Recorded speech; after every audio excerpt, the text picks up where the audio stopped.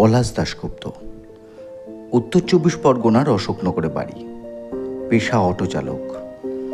এই শহরের বাকি অটো চালকদের সাথে তাকে মিলিয়ে ফেলা যায় না। এ পলাশ হৃদয়ে নিষ্ঠা, সততা নিয়ে এক অসামান্য কাজ করেছে, যা আমাদের সমাজের কাছে এক বড় দৃষ্টান্ত।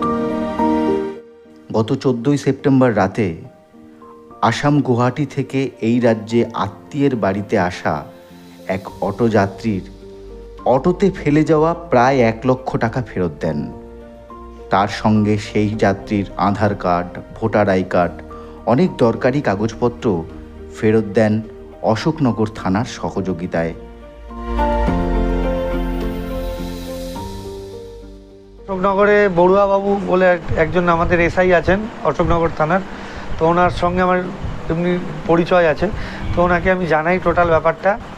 জানাবার পরে আমি আমাদের ইউনিয়নের যে সেক্রেটারি শুভ রায়, তাকে সঙ্গে করে থানায় আসি।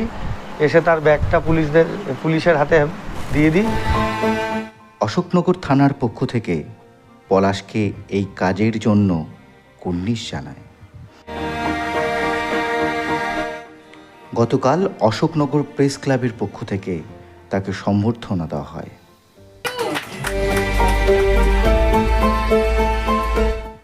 দেশের আর 10টা অটো চালকের জ্যামে হয়তো পলাশের অটোটা আটকে থাকবে, বা কখনো অটোর গতিবেগ বাড়িয়ে অন্য অটোকে পিছনে ফেলে গন্তব্যে পৌঁছে যাবে।